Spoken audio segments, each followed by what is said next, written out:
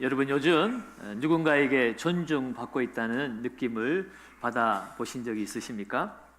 아니면 반대로 무시당하거나 투명 인간처럼 느껴지신 적은 없으십니까?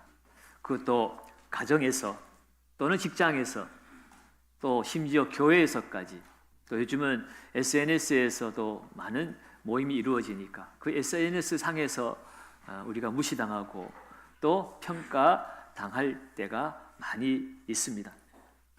여러분, 오늘날 이 시대는 존중이 사라진 시대인 것 같습니다. 그러나 우리는 이 땅에 발붙이고 살지만 하나님 나라의 시민으로 살아가고 있습니다. 이 세대를 본받지 말고 우리는 변화를 받아서 하나님의 그 선하시고 기뻐하시고 온전한 뜻을 이 땅 가운데 분별하고 이루어 가야 될 사명을 가지고 우리는 이 땅 가운데 살아가고 있습니다. 그러므로 우리는 세상이 다 그렇게 존중하지 않고 살아간다 할지라도 우리는 하나님 나라의 백성답게 존중하며 살아야 하고, 이 세상 가운데 그 존중의 문화를 회복하는 하나님 나라의 백성으로 살아야 할 것입니다. 오늘은 그리스도인으로서 존중하는 삶이 무엇인지, 그리고 어떻게 서로 존중하며 살아갈 것인가에 대해서 함께 말씀의 은혜를 나누기를 원합니다. 첫 번째로 우리가 알아야 할 것은 존중은 하나님의 창조 원리를 회복하는 일이다라고 하는 겁니다. 창세기 1장 27절은 이렇게 기록하고 있죠.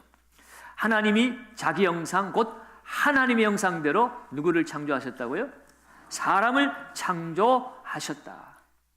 사람은 이 세상의 많은 피조물들 중에 하나가 아니라 하나님께서 하나님의 형상을 따라 친히 만드신 하나님의 사랑하는 하나님의 자녀라는 겁니다.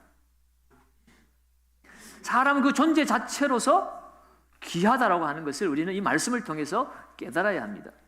그래서 야고보 사도는 야고보 3장 9절에서 이렇게 강하게 우리에게 책망을 하죠.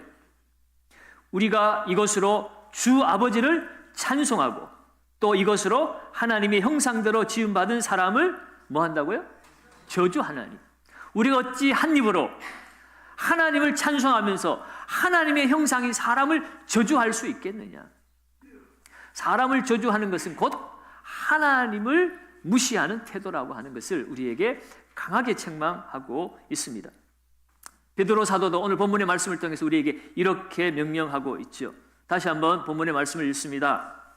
무사람을 공경하며 형제를 사랑하며 하나님을 두려워하며 왕을 존대하라. 아멘. 무사람을 공경하라고 그랬는데 이 공경하다라는 헬라어 타마오라고 하는 단어는 가치 있게 여기다, 존귀하게 대하다라는 의미를 가지고 있습니다. 그런데 오늘 베드로 사도는 특별한 사람들만 가치 있게 여기고 존귀하게 대하라고 말하지 않고 무사람, 다시 말해서 모든 사람을 존귀히 대하고 여기라라고 명령하고 있습니다. 이유가 무엇이겠습니까? 이 세상의 사람은 누구든지 신분고하를 막론하고 나이 차이와 남녀의 어떤 그런 젠더 차이와 상관없이 모든 사람은 다 하나님의 형상으로 이 땅에 존재하고 있는 하나님의 자녀이기 때문이라는 겁니다. 그러므로 우리는 이 세상을 살아갈 때 하나님의 시민으로서 특별히 이 세상의 사회적 약자들, 소외된 자들, 스스로의 목소리를 낼 수 없는 자들을 향해서 우리가 먼저 존중의 손을 내밀어야 합니다. 누가복음 18장에 보면 예수님께 많은 사람들이 몰려오는데 어느 날 여인들이 자신의 아이들을 데리고 예수님께로 왔습니다. 아마도 예수님에게 축복기도 받고 싶어서 데리고 왔겠죠. 그러나 아시는 것처럼 예수님 당시에 여자와 아이들은 그 사회에서 존귀 여김을 받지 못했습니다. 사람의 숫자에도 세지 않았던 것이 여자와 아이들이죠. 여자들은 성년이니까 그래도 그 가난한 마음을 가지고 예수님께 찾아오는 것을 막을 수가 없었는데 이제 이 여인들이 자식들까지 막 데리고 오니까 그 시대의 문화 풍조에 젖어 있었던 제자들이 화를 내기 시작합니다. 예수님 바빠 죽겠는데 너희들이 어떻게 저 하찮은 아이들까지 데리고 예수님께 오느냐라고 그 어머니들을 막 말리고 책망을 했더니 그것을 보시고 예수님이 뭐라고 말씀하시냐면 어린아이들이 내게 오는 것을 용납하고 금하지 말라. 하나님의 나라가 이런 자의 것이니라.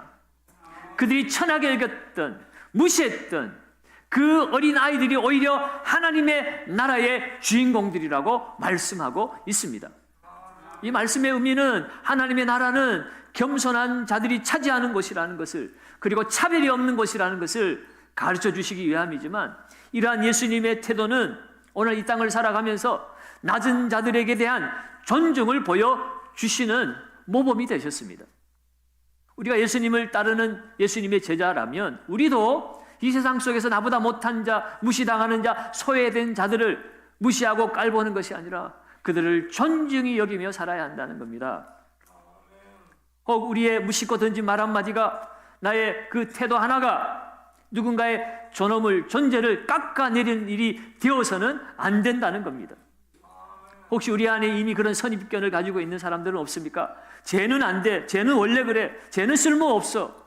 여러분, 그런 생각들과 판단이 우리 안에 자리 잡고 있었다면 우리는 이제 우리의 생각을 바꾸어야 합니다. 토저 목사님은 이런 말씀을 하셨어요. 사람을 존중한다는 것은 그 사람 안에 하나님의 형상이 있다는 것을 인정하는 것이다. 우리가 그 사람을 존중하는 것은 그 사람이 가진 외모나 학식이나 소유가 우리가 존중하는 이유가 아니라 그 사람 안에 하나님의 형상이 있기 때문에 우리는 그 사람을 존중하는 것입니다. 그러면 여러분, 우리는 사람을 볼 때 이제 우리의 인간적인 시각을 내려놓아야 합니다. 하나님의 시선으로 바라보아야 합니다. 이 세상에서 어떤 조건과 환경에 있든지 그 사람이 이 땅에 존재한다는 것은 하나님께서 친히 그를 존재하게 하셨기 때문입니다. 그렇다면 그 또한 하나님의 형상이기 때문에 우리는 마땅히 존중하며 살아야 합니다. 이 땅에 하나님을 경외하는 백성으로 살아가는 저와 여러분들은 하나님 나라의 백성으로서 서로 존중하시기를 주의 이름으로 축원합니다. 두 번째로, 존중은 하나님 나라의 질서, 곧 삶의 방식입니다. 존중의 삶은 하나님 나라 백성의 라이프 스타일이라는 거예요. 해도 되고 안 해도 되는 선택사항이 아니라 당연하게 나타나야 되는 삶의 방식이고 하나님 나라의 질서입니다. 오늘 이 본문 베드로전서가 쓰여진 그 시대에는 이 그리스도인들은 로마 제국 아래에서 핍박을 받았던 소수의 사람들이었습니다.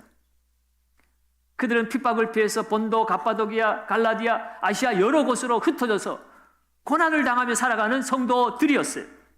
그들을 향하여 지금 베드로 사도가 편지를 보내고 있습니다. 그런데 그 억압받는 위치에 있었지만 오늘 성경은 뭐라고 얘기합니까? 무사람을 공경하며 형제를 사랑하며 하나님을 두려워하며, 여기까지는 이해가 잘 됩니다. 그런데 뭐라고 얘기해요? 왕을 뭐 하라고요? 존대하라. 여러분, 당시에 이 왕은 좁게 보면 그들을 핍박하는 로마의 황제였습니다. 이 시대는 가장 극랄한 네로 황제가 다스리던 시대였습니다. 그리스도인들이 얼마나 많은 고통과 핍박을 당했는지 모릅니다.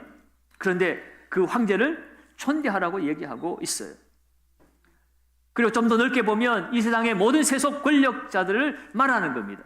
왜 성경은 우리를 핍박하는 그 세속 권력자를 존대하라고 말하는 것일까요? 여러분, 그 왕이 선에서 존대하라는 것이 아닙니다. 비록 지금 이 역사 속에 힘 있는 왕들이 사람을 핍박할지라도 중요한 것은 온 세상 우주 만물을 통치하시는 분은 하나님이시라는 거예요. 하나님의 그 통치 아래에 있다는 사실을 인정한다면 그 사람이 좋아서가 아니라 하나님께서 질서의 도구로 사용하시기 위해서 세운 자이기 때문에 평화를 위해서, 질서를 위해서 그의 세워진 외적인 권위를 우리가 존대해 주라는 것입니다. 그러므로 여러분, 오늘 이 말씀을 우리가 이해할 때 우리는 맹목적으로 그 사람이 힘이 있으니까 복종하라, 그 말을 하는 것은 아니에요. 사도행전 5장 29절에도 사람보다 하나님께 순종하는 것이 마땅하니라 그랬습니다. 여러분, 아무리 세속 권력이라 할지라도 하나님의 말씀을 떠나서 하나님을 대적하는 왕이라면 우리는 거기에 저항해야 되죠. 그러나 그 저항의 방식은 세상과는 달라야 한다는 것입니다. 세상에 많은 사람들이 권력을 욕하거나 저주함으로써 자신의 정체성을 세우려고 합니다. 그러나 그리스도인들은 이 세상과는 다른 질서, 다른 방식으로 세상을 변화시키는 삶으로 우리는 부름을 받았습니다.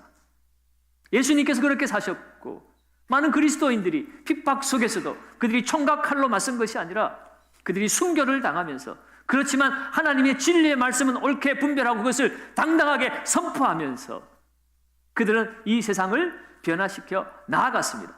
지금은 당장 핍박받고 어려움을 받았을지라도 그들이 진리 앞에 서 있는 그 삶이 열매를 맺게 되어지므로 전혀 변할 것 같지 않았던 세상이 변화되었습니다.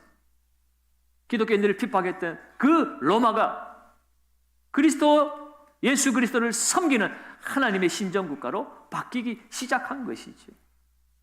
여러분, 그리스도인들이 존중한다는 것은 체제에 순응하는 것이 아니라 하나님의 방식으로 살라는 것이에요.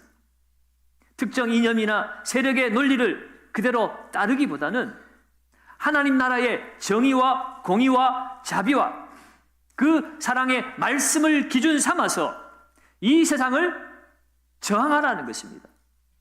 그래서 그리스도인들이 가는 곳에는 갈등이 화해로 이끌어지도록 하나님의 말씀을 우리가 선포하고 증언하고 그것이 우리의 삶으로 나타나게 함으로써 하나님의 그 통치 원리를 이 세상 가운데 우리는 나타내어야 합니다.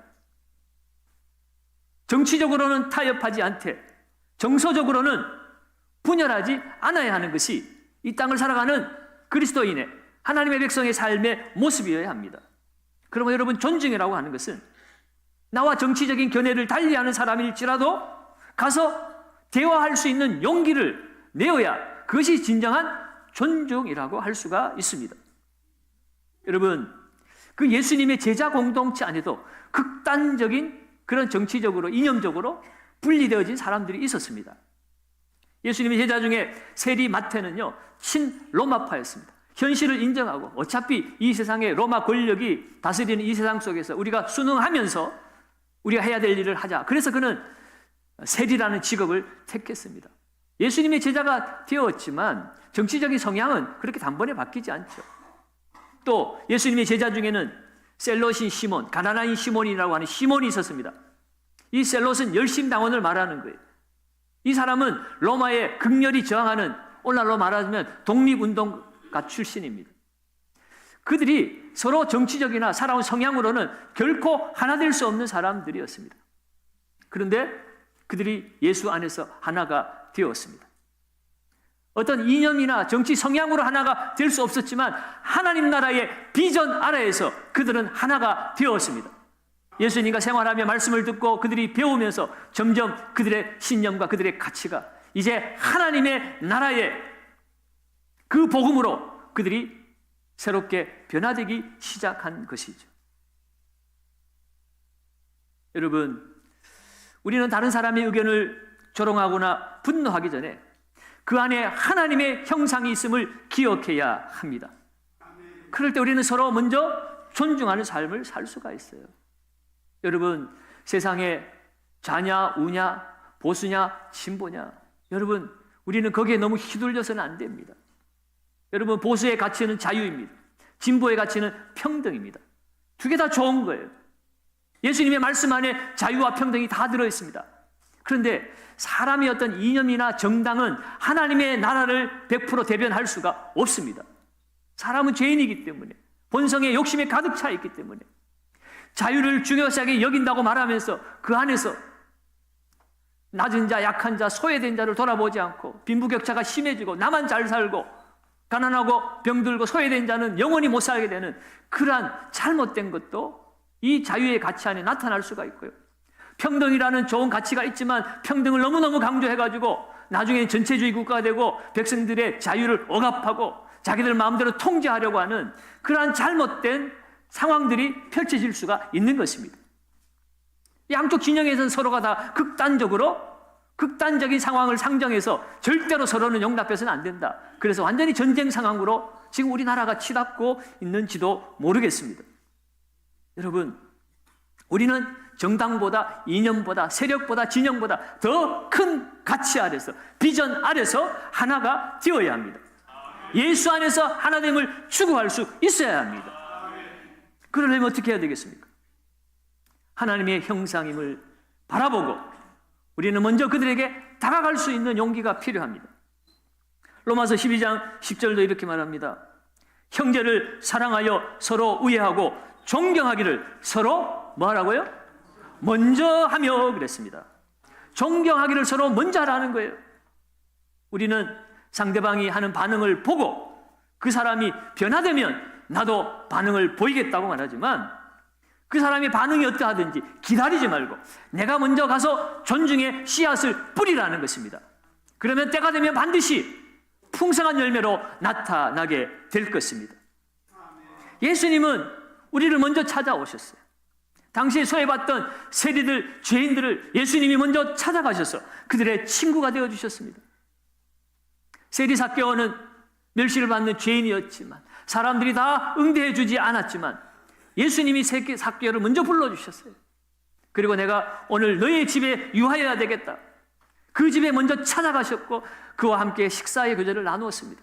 사람들을 보고 수군거리죠. 어떻게 선생이 되어서 죄인과 함께 식사를 하느냐. 여러분, 오늘 예수님은 그 사람의 직업이나 그 사람의 과거나 형편을 보고 찾아간 것이 아니라 그가 회복되어야 될 하나님의 형상임을 보고 그에게 먼저 찾아가서 그를 존중히 여겨 주셨기 때문에 그 삭개오의 삶이 변화되었습니다. 가르친다고, 손가락질 한다고, 겁준다고 사람이 변화됩니까? 더 악랄해지죠. 더 독해지지요. 예수님은 가늠한 여인을 정죄하지 않았습니다. 멸시받은 사마리아 여인에게도 친절하게 찾아가서 대화를 요청하셨습니다. 예수님의 존중은 조건 없는 사랑이었습니다. 사랑하는 여러분, 그 예수님이 오늘 우리도 존중하십니다. 우리의 과거와 우리의 실패, 우리와 외모, 환경을 넘어서고 우리가 알게 모르게 짓는 죄에 대해서도 우리 주님은 우리의 연약함을 그대로 인정하시고 우리가 돌아오기를 바라시고 돌아오면 잘 왔다고 품 안아주시고 칭찬해 주시고 잔치를 벌려주시는 우리를 너무나도 존중하시는 하나님이시죠. 우리가 그 예수님을 따르는 제자라면 우리도 존중하는 삶을 살아야 합니다. 그것이 삶의 방식이 되어야 한다는 거예요. 그래서 빌립보 2장 3절에 이렇게 말합니다. 아무 일이든지 다툼이나 허영으로 하지 말고 오직 겸손한 마음으로 각각 자기보다 남을 낮게 여기고, 우리는 낮게 여기기를 잘하는데 하나님 나라에서는 낮게 여기라고 말하는 거예요. 그것이 하나님 나라의 삶의 방식이고 질서입니다. 그러면 여러분, 존중은 단순한 예의 있는 말이 아닙니다. 도덕적 관념이 아닙니다. 하나님 앞에서 하나님의 백성이 지녀야 될 삶의 방식입니다. 세 번째로, 존중은 복음을 전하는 문을 여는 열쇠가 됩니다. 고린도전서 12장 22절에서 23절에 이런 말씀이 있습니다. 우리 같이 한번 읽어볼까요? 그뿐 아니라 더 약하게 보이는 몸의 지체가 도리어 요긴하고 우리의 몸에 덜 귀히 여기는 그것들을 더욱 귀한 것들로 입혀주며 우리의 아름답지 못한 지체는 더욱 아름다운 것을 얻느니라. 오늘 하나님의 말씀은 세상은 강하고 눈에 띄는 자들을 귀하게 여기지만 하나님의 나라는 다르다는 것입니다. 약한 자, 보이지 않는 자, 소외된 자를 더욱 귀히 여기는 것이 하나님의 나라입니다. 약한 것이 오히려 더 우리에게 요긴한 존재가 되어진다는 겁니다. 우리의 몸에 덜 귀히 여기는 것들이 더 귀한 것들로 입혀주는 것이 바로 하나님의 나라입니다. 여러분, 이 하나님의 나라를 이 세상 가운데 보여주는 삶을 살도록 하나님은 우리를 이곳에 부르셨습니다. 예수님의 삶 자체가 복음의 문을 여는 열쇠와 같았습니다. 죄인들과 친구가 되어주고 사람들이 무시하는 어린 아이들을 기쁘게 안아주시는 이 존중의 태도는 사람들의 마음을 활짝 열고 예수 그리스도로부터 나오는 그 하늘의 복음, 생명의 복음을 그대로 스펀지처럼 받아들이게 만든 것입니다. 바울도 노예였던 오네시모, 그가 이제는 자유인이 되고 하나님의 나라 교회의 큰 지도자가 된 것을 인하여서 그의 주인이었던 빌레몬에게 편지를 써서 이제는 그를 종이 아니라 사랑받는 형제로 받아들이라고 그랬고, 그들이 그 하나님 나라의 원리를 따라 이 오네시모를 형제로 받아들임으로 말미암아 초대교회는 더욱더 부흥해 나아갈 수가 있었습니다. 사랑하는 여러분, 이렇게 존중은 예의 바른 말 한마디로 시작될 수 있지만, 그러나 이 존중의 결과는 엄청난 것입니다. 죄인이 의인으로 바뀌어지고 소망 없는 종들이 하나님 나라의 지도자들로 새로워지는 놀라운 역사들이 이 존중의 말과 태도를 통해서 열매로 나타나게 되어진다는 것입니다. 성도의 존중의 삶은 단순한 인격의 미덕으로 끝나지 않습니다. 우리의 존중의 삶은 하나님 나라를 보여주는 증거가 되고 있습니다. 오늘날 이 사회는 그야말로 존중이 사라진 시대입니다. 정치적 갈등과 이념과 대립 속에서 사람들은 서로 쉽게 판단하고 공격합니다. 다른 생각을 가진 사람들을 적으로 여깁니다. 그러나 하나님의 백성들은 이 땅에서 다른 질서, 다른 삶의 방식으로 살아야 합니다. 너희는 그와 같지 않다고 그랬습니다. 세상의 집권자들은 사람들을 주장함으로써 그 권위를 얻으려고 하지만 너희는 그렇지 않을지니 너희는 낮아지고 서로 섬기고 사랑함으로, 겸손함으로 하나님의 높임을 받아야 될 것이라고 말씀하고 있습니다. 오늘 성경은 우리에게 분명히 말씀하고 있습니다. 모든 사람을 공경하라, 형제를 사랑하라, 하나님을 두려워하며 왕을 존대하라. 여러분, 이 모든 존중의 기초는 하나님의 형상입니다. 우리는 하나님의 형상이기에 우리는 모두가 서로에게 존중의 삶을 표해야 합니다. 어떤 정치적 입장을 가졌든지, 어떤 사회적 배경 속에 살아왔든지, 오늘 예수님은 그 한 사람을 위해서 십자가에서 달려 죽으셨기 때문에 그 사람이 정치적 배경이 어떠하든지 삶의 그 과거가 어떠하든지 예수님의 생명과 맞바꾼 하나님의 형상으로서 가장 존귀한 존재이기에 우리는 그 사람을 존중히 여겨야 합니다. 여러분, 그 십자가의 사랑 가운데 우리가 이 땅 가운데 존재하고 있습니다. 우리의 죄와 실패에도 불구하고 우리를 사랑하시는 그 예수님을 향하여 십자가에 못 박으라고 하고 그러고 온갖 조롱과 멸시를 우리는 퍼부었을지라도 주님은 끝까지 우리를 사랑하시고 존중하셨습니다. 아버지여, 저들의 죄를 사하여 주옵소서. 저들이 무엇을 하는지 알지 못함이니이다. 예수님은 우리를 존중하심으로 오늘 우리가 이 자리에 있게 되었습니다. 그러면 여러분, 우리가 그 은혜를 입었다면 이 세상 사는 동안 주님 오실 때까지 우리는 이 세상에서 존중의 삶을 살아야 합니다. 그것이 하나님의 나라의 질서이고 삶의 방식입니다. 존중은 겉모습의 문제가 아니라 우리의 삶 전체에서 드러나야 될 복음의 언어가 되어야 합니다. 그러면 여러분, 오늘 이 시간 우리가 함께 결단해야 합니다. 나는 이제 만나는 모든 사람을 하나님의 형상으로 대하겠다고 결단해야 될 것입니다. 그리고 내가 먼저 기다리지 않고 다가가겠다고 우리는 결단해야 합니다. 그리고 이 존중의 삶을 통해서 하나님의 나라를 드러내는 하나님 나라의 향기로 살겠습니다라고 결단해야 할 것입니다. 여러분, 우리는 존중받은 자이며 또 존중하며 살아야 될 하나님 나라의 시민입니다. 오늘 이 하나님 나라의 질서를 따라 하나님의 형상을 바라보고 사람의 시각이 아닌 하나님의 시각으로 서로 존중하며 하나님의 나라를 이 땅 가운데 드러나는 그리스도의 향기와 편지로 살아낼 수 있는 저와 여러분들 되시기를 예수님의 이름으로 축원합니다.